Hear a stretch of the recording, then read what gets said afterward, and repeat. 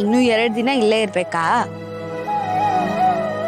ಆಹಾ, ಯಾವ ಹೆಣ್ಮಕ್ಳಿಗೆ ತಾನೆ ತವ್ರ ಮನೆ ಬಿಟ್ಟು ಹೋಗೋಕೆ ಇಷ್ಟ ಇರತ್ತೆ ಹೇಳು?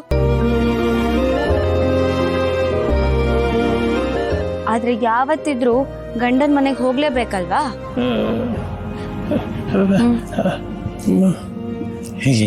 ಅವ್ರ ಹತ್ರ ಮಾತಾಡ್ತೀಯಾ?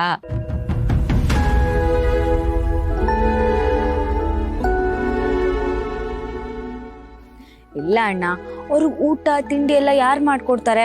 ನಾನೇ ಮಾಡ್ಕೊಡ್ಬೇಕು ತಾನೆ.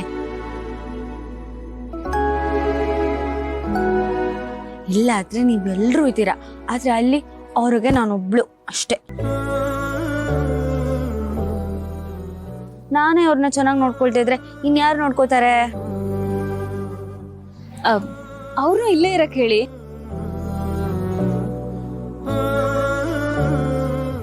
ನೀವು ಮನೆಯಿಂದ ಹೋಗ್ತಾ ಇದ್ರೆ ಮನೆ ಎಲ್ಲ ಬಿಕೋ.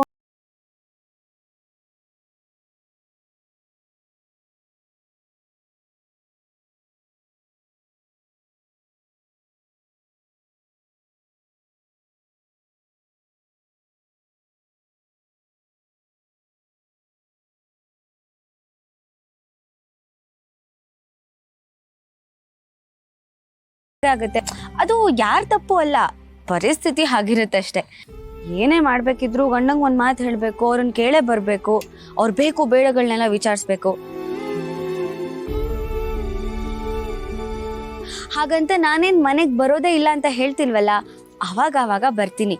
ಈಗ ನನ್ನ ನಗ್ತಾ ಕಳ್ಸ್ಕೊಡು ಪ್ಲೀಸ್.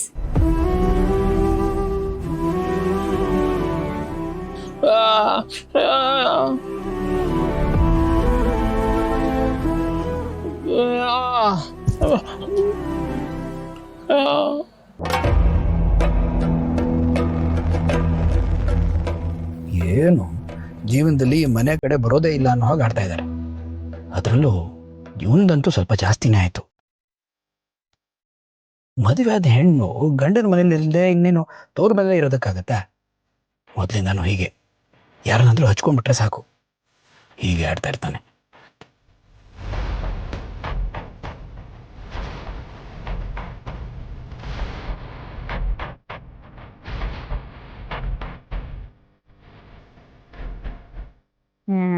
ಹೋಗೋ ಅಣ್ಣ, ಒಳ್ಳೆ ಚಿಕ್ಕ ಮಕ್ಳು ತರ ಆಡ್ತಿದ್ಯಾ. ನಿಮ್ಗಳಿಗಿರೋ ಅಷ್ಟು ಅದೃಷ್ಟ ನಮ್ಗಳಿಗಿಲ್ಲಪ್ಪ.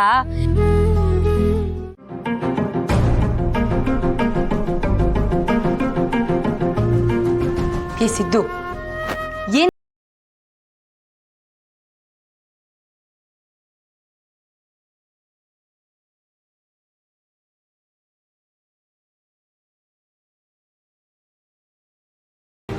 ಮನೆಗೆ ಬಂದ ತಕ್ಷಣ ಶೂರು ಹಚ್ಕೊಂಡ? ಮುಚ್ಚೋ ಬಾಯಿ. ಅವಳೇನೋ ಶುರು ಮಾಡಿದ್ಲು, ನಮ್ಮ ಆಸೆ ಕನಸಿಗೆಲ್ಲ ತಣ್ಣೀರು ಹೆಚ್ಚಿದೆಯಲ್ಲ. ಅವ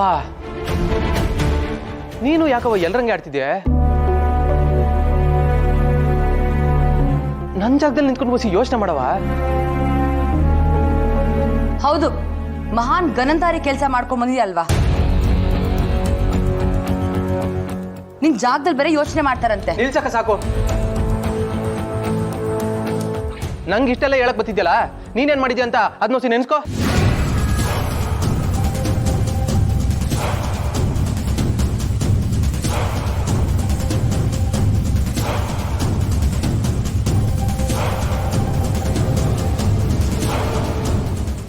ನೀನು ಪ್ರೀತಿ ಮಾಡಿ ಮದುವೆ ಆದವಳಂದ್ಮೇಲೆ ನನ್ನ ಮನ್ಸ ಅರ್ಥ ಮಾಡ್ಕೊಳಕ್ಕಾಯ್ತಿಲ್ವೇ?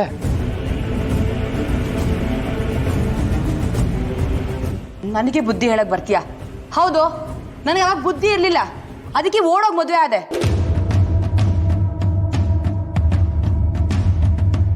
ನನಗೆ ಸಮಾಜ ಏನ್ ಅನ್ಕೊಳ್ತಾರೆ ಅಂತ ತಿಳುವಳಿಕೆ ಇರ್ಲಿಲ್ಲ. ನಿನಗೇನಾಗಿದೆ? ನೀವ್ ದೊಡ್ಡ ಜನನಾಯಕ ಅಲ್ವಾ, ಅವ್ರಗಳ ಜೊತೆನೇ ಇರ್ತೀಯ ಅಲ್ವಾ?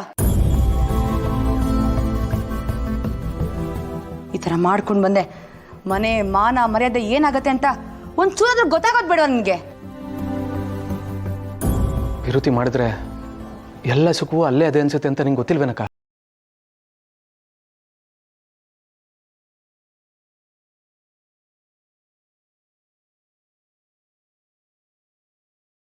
ಅವತ್ತು ನಮ್ಮನ್ನೆಲ್ಲ ಬಿಟ್ಟು ನೀನು ಭಾವದ ಜೊತೆ ಓದುದು.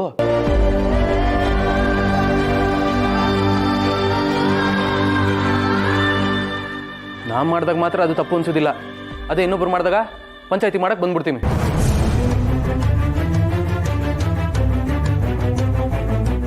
ಮೇಡಮವ್ರೆ, ನೀವು ನೋಡ್ರಿ.